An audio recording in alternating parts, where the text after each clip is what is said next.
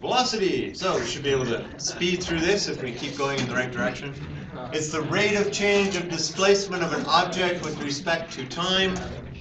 If s is the displacement, then v is equal to ds by dt. The graph to the right shows the displacement function of an object. Okay, so there's the displacement. You've got that in front of you, right? Because you're going to need it, and we are obviously going to be off the page. What is the initial velocity of the object? So how fast is it going at time 0? 0. Okay, because it hasn't moved, right? Its displacement is 0, and so. What can you say about the velocity between A and C? Constant. And what else? What can you say about the slope in terms of it's a positive slope? So we have a constant and positive velocity, right?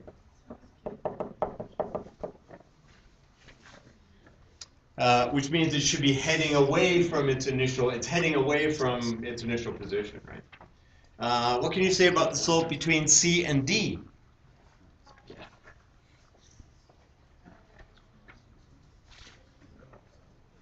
Zero, yeah, because what's the line like there?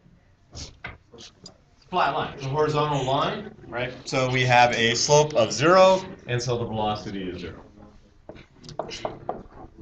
Right, yeah, so yeah, horizontal lines. So there is no change in position over that time, right? So there is no velocity. What was the object moving faster at B or at E? So let's answer that first. Faster at B or faster at E? E. Sorry? E. E. Right. So letters sound the same, right? B, E. They rhyme. Okay, so at E. And justify your answer. Why is it moving faster at E than at B? Yeah, greater slope, right? So the slope of the tangent line, I mean, what slope, really, right? So the slope of the tangent line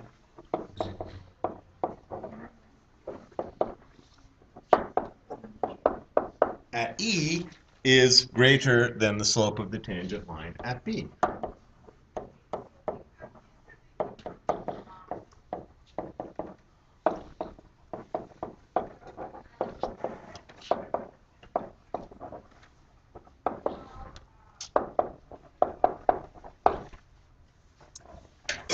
What's the velocity at F?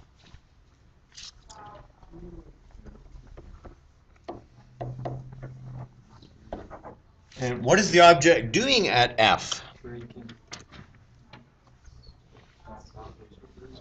So it's changing direction, right?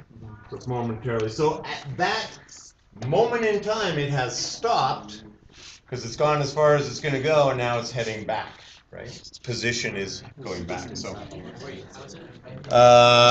it is momentarily at rest.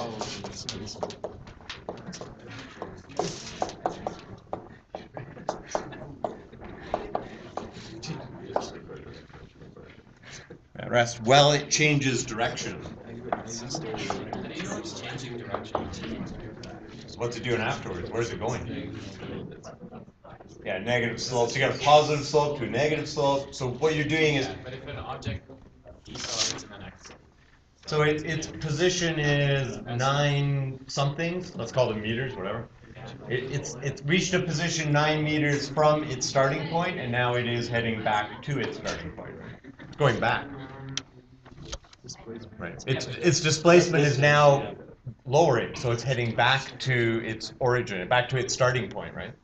I thought vector was on the y-axis. Y-axis is position. So it's like this, right? So now remember, displacement is a vector quantity. It has magnitude and direction, right? So here, my displacement from there is I'm 4 meters south of the corner of the desk. Yeah, I just thought the y-axis was time. But if I start moving this way, I'm now a little bit more than 4 meters, but my direction has also changed. So as I head back, I'm going back to here. It's going back to its starting point, right? Because it's displacement from the starting point. Yeah. What can be said about the velocity at g? So it's a negative velocity, right? So it is negative. And what else can you say about it with respect to all the other ones? So it's negative, and how does it compare magnitude to any other velocity on there? It's greater, right? Because you have a steeper slope, right? So it is negative and larger in magnitude.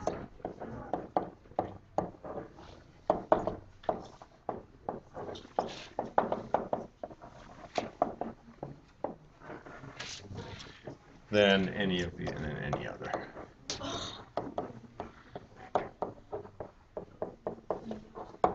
So at that point, we could say speed is the greatest, right? Because speed is just the magnitude of velocity. We just take the direction and just say it's going fastest. How does the speed of the object at g compare to the speed of the object at e?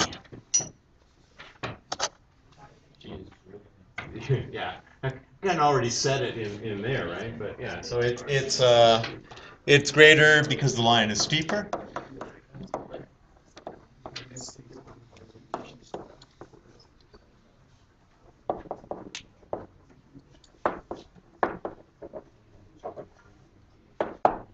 Right. So at that point, we're talking speed. We're just talking the size of the slope, right? Magnitude. We don't care about it, whether it's positive or negative. It's just the magnitude, right? How big? Larger magnitude, larger slope. Okay. So we could say here the absolute value of the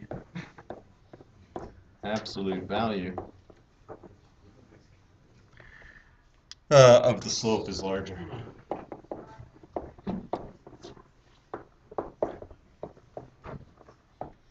So I can say absolute value. I can say magnitude as well. The thing for magnitude is absolute value bars. I would just say, give me the size.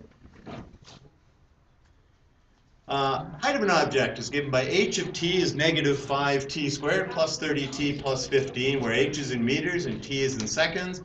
Determine the velocity of the object at 2 seconds. Okay, so what do we have to do? Got to find the derivative, right? So v of t is equal to what? Derivative of h, right? So h prime of t, which is equal to negative 10t plus 30, right? Oh my god, if they were only all this easy, right? Just nice little polynomial function. Wow. So v of 2 is equal to negative 10 times 2 plus 30,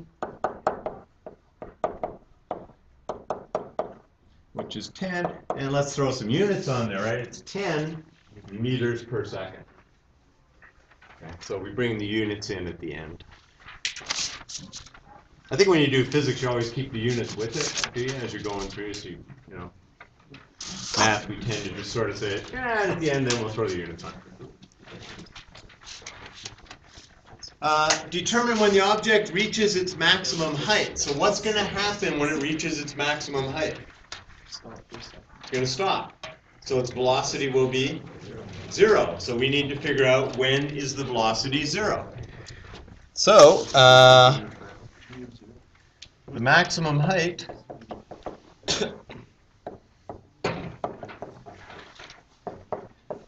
occurs when v is equal to 0, right? Because it stopped. So we have an expression for v, right? So we're going to say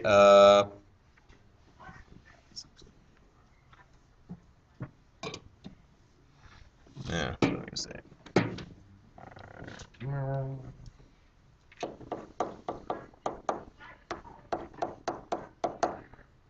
Let's start off with ours. So we got negative 10t plus 30. So 0 is equal to negative 10t plus 30. So we say, look, here's my expression for velocity, right? Which I want to set to 0. And then I'm going to solve for t. So can I just write t equals 3?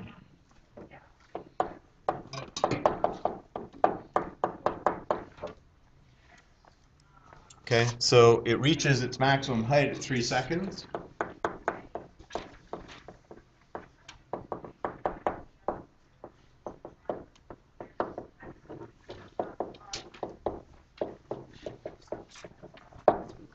And what is the height? So keep reading, right? Very important skill in life is read the question or read the instructions, right? So, you know, 'cause you might just say, oh, I'm just going to stop here, right? And then you say, oh, wait, I lost a half a mark or whatever. So for this, we want h of 3, right? We want the height at 3 seconds. So it's negative 5 times 3 squared plus 30 times 3 plus 15. What do we got here? Negative 45 plus 90, which is 45, plus 15, which is 60. And so the height is 60 meters. The height, max, should have said the max height is 60 meters. Okay, so it takes 3 seconds to reach its maximum height of 60 meters. Determine the velocity of the object when it hits the ground. When does it hit the ground? 6 seconds. 6 seconds. Is that true? Yeah. Well, if it started at 0, then yeah, that would be true, but I don't think it started at 0. It started at 15. Oh. Yeah, so, okay, so what do we got to figure out?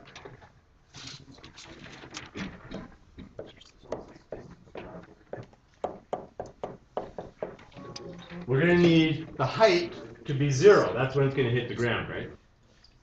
So let's figure out when it hits the ground. And t is going to be greater than 0, right? Time, we'd say. The domain of this is that time is going to be greater than or equal to 0, right? Any of these velocity things, I mean, unless you could say you're modeling something, you can talk about what it did 6 seconds ago or that. But generally speaking, we're talking about something that's starting at time 0 and then going forward. Okay, so what do we got? Negative 5t squared plus 30t plus 15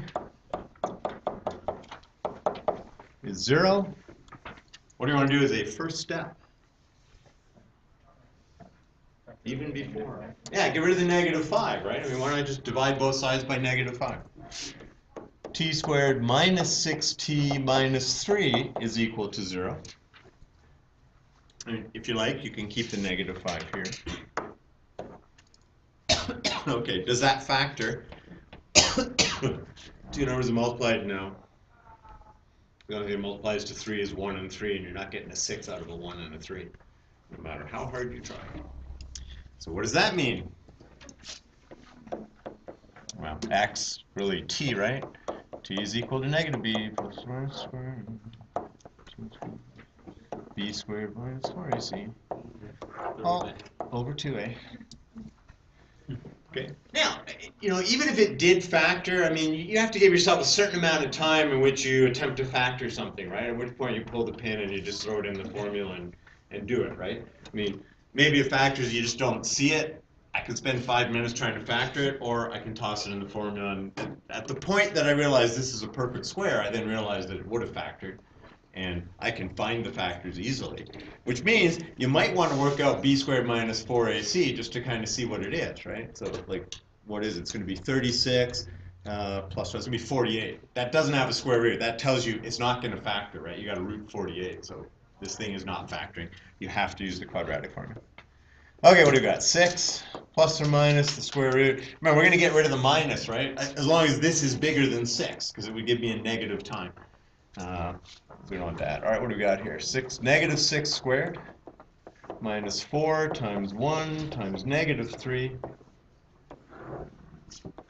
over 2 times 1. I know this has two solutions because this is negative, right? Which means minus 4ac is positive, and b squared is always positive, meaning you get a positive value here. This has solutions, right? You will not have solutions if not necessarily. If C is positive, there's a chance you don't have solutions because you'll be subtracting a larger number, because that's always positive. All right, anyways, what do you got? So T is equal to 6 plus, right? We're getting rid of the minus here. Okay, because that's root 48. That's bigger than 6. That gives me a negative time. We don't want a negative time. So 6 plus root, what do we say, 48? Over 2. which is 6, plus 48. 48 is 16 times 3, so that's going to be, oh, get rid of the plus or minus, I just want the plus. Plus 4 root 3 over 2, so 3 plus 2 root 3. Right? You're here to keep me honest. And what did we, well, so we want the velocity at that time. We have the time now, right? It's 3 plus 2 root 3.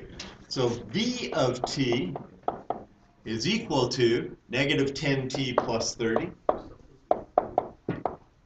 So v of 3 plus 2 root 3 is equal to negative 10 times 3 plus 2 root 3 plus 30 is negative 30 minus 20 root 3 plus 30, which is negative 20 root 3, and units are meters per second.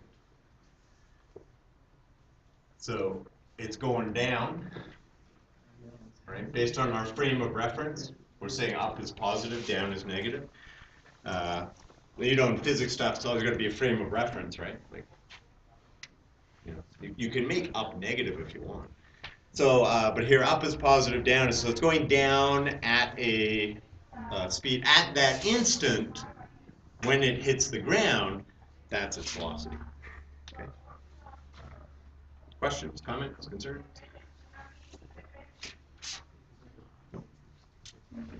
Done copying? No. Okay. I'll leave it. Just stop when I go to, you know, stop me if I'm going to change the, you know, because I tend to just sort of go on.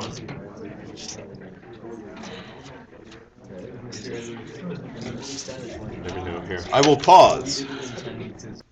The position of an object is given by s of t is equal to 2t cubed minus 21t squared plus 60t, where s is in meter and t is in seconds. Determine when the object is at rest. So what do we have to do? Find the velocity, and then find when the velocity is 0, right? How do we get the velocity?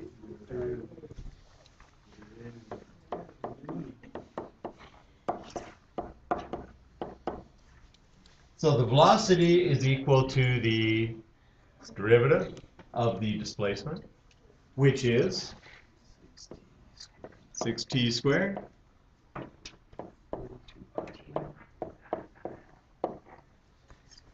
Okay, so 6t squared minus 42t plus 60. We want that to be equal to 0, right? It'll be at rest when the velocity is 0. So we're going to set 6t squared minus 42t plus 60 equal to 0. All right, let's factor out the 6.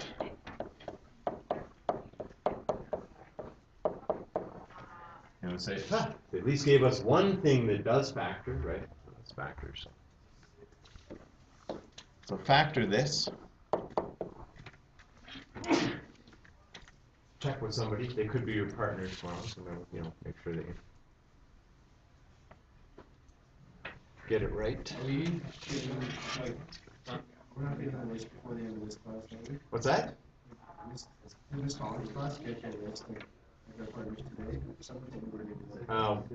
The reason I wouldn't do that is what if somebody's away? Right? Then all of a sudden, every partnership could change, right? Just based on, so if 2 people are away and the 2 people are close enough, I can partner them, but otherwise it's sort of like, yeah, well, so no. To me, it doesn't make any sense. All right, look, you factor, you check, okay? So if you factor it, your partner should check it. If your partner factors it, you should check it. If you're doing something that involves factoring, t squared minus 5 minus 2 is minus 7 plus 10. All right, 99% of the time, the factoring problem is you get the signs wrong, which on this one you really shouldn't, but maybe you put 2 pluses, whatever, right? Maybe you put, 2 minuses, you should. If you put a plus and a minus, then the middle term doesn't add up. But usually a mistake in factoring isn't that I can't figure out 2 numbers that multiply to 10 and add up to 7, it's that I mess up the signs. If you do that, everything goes horribly wrong from this point forward, which usually means that the thing that would have taken a minute and a half to do now takes 5 minutes and leads to really complicated expressions. And, okay, anyways, so when is the object at rest? the object is at rest at, pick a number, any number.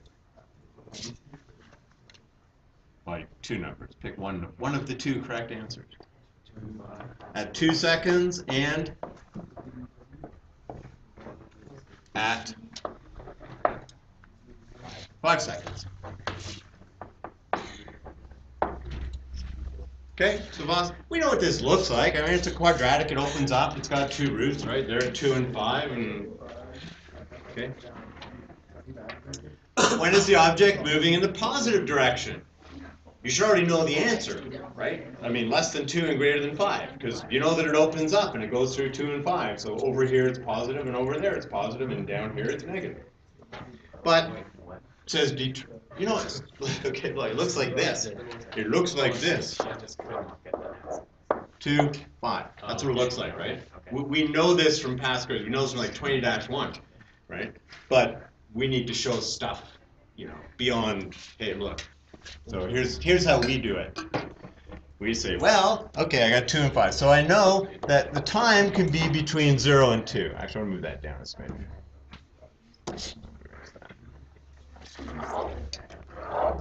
So we're going to look at some intervals, right? But tell them the 20-2. So you know all that interval stuff you do in the cases? Guess what? Yeah, you get to use that a whole bunch. And we're going to say between 2 and 5. And we're going to say greater than 5, right? That's our 3 intervals, right? Based on the zeros of a quadratic, so there's 3 intervals. We have 3 factors. We got 6, but that's always positive. We got t minus 2. We got t minus 5.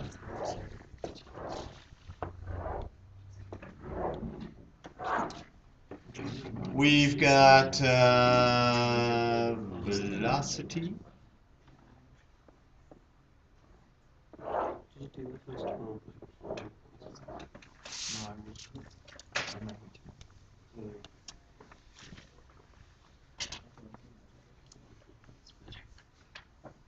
And we've got position. Okay, so the 6 is always positive. T minus 2, so between 0 and 2, take a number like 1 minus 2, that's a negative. Subtract 5 from a number that's between 0 and 2, and you get a negative, which gives you a positive for velocity, and that means that it's increasing on that interval, right? So it's increasing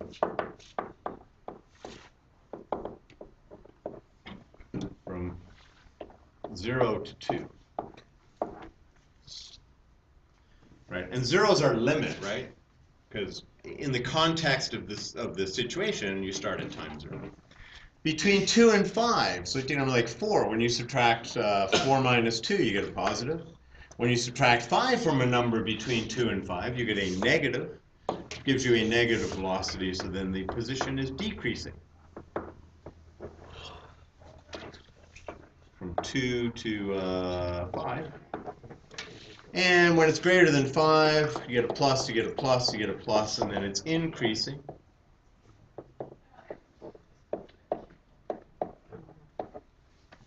from 5 to infinity. So when is it moving in a positive direction? 0 to 2, and 5 from 5 on. That's when the object is moving in a positive direction. And negative, so it's heading back from here, right? It turns around and heads back. Okay, we got this yet? Almost.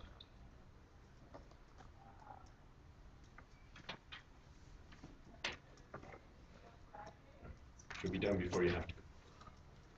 So since it's a closed bracket, it means that it's already moving at 0? I don't know. I don't even know that should be closed or open. I think 0 is included in the domain, so I'm saying I'm going to include 0 in the domain. Because it does have a position at 0. Speaking of which, so here's a table of values. So at time 0, the position is 0. At time 1, its position is 41. Time 2, it's 52.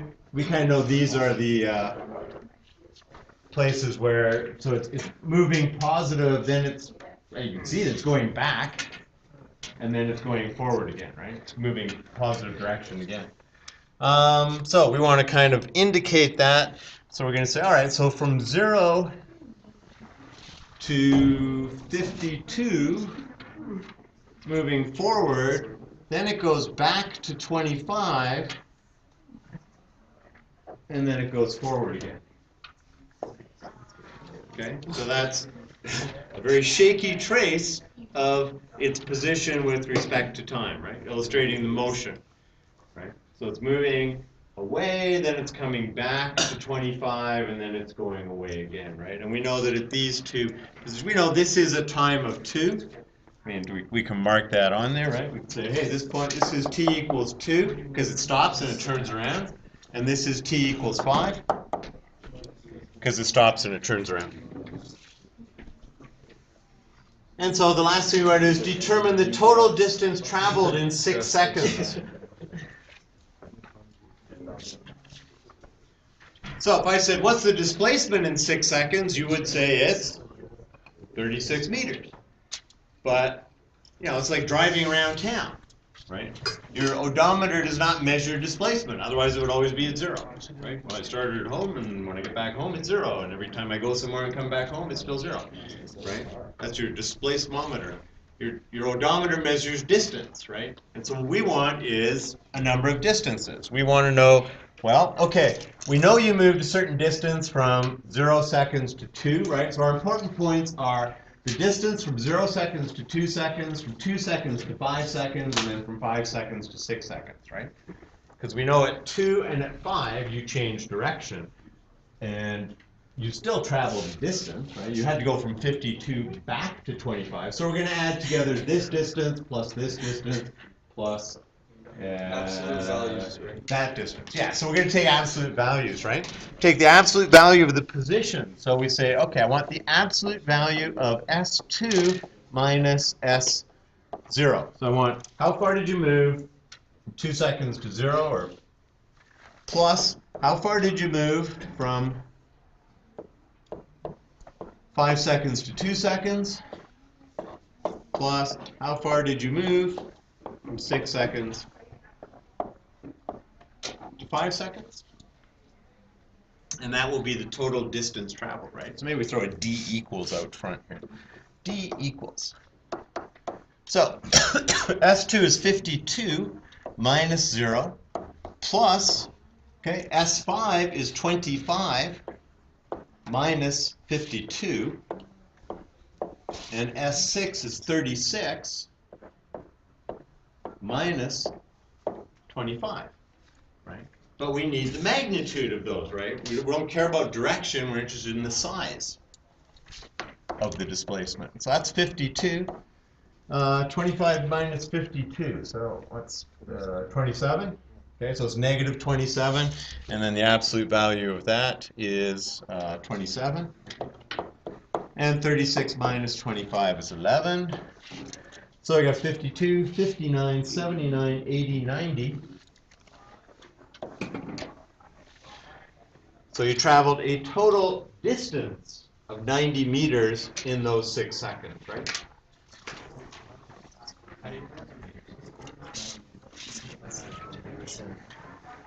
Somewhere way back further, Okay, yeah. where S is in meters. Yeah, okay, I see. Yeah. I'll just, You know, if we didn't actually put any units and you said meters, it's still, yeah, okay, whatever. Well, we use an SI. generally speaking, but not always. You know, stuff could be in feet and seconds, you know. Velocity displacement are the same, but Yards. weights measured in pounds. You have to know how many feet are in a yard. How many feet in a yard? 3. How many feet in a mile? 5,280. How many yards a mile? 1,760. I used to have to know that when I was a kid at school. We didn't use kilometers, right? There's no metric back then. I mean, it existed, but not. Do you guys still use imperial then in Canada? In Canada, we used imperial till whenever, and then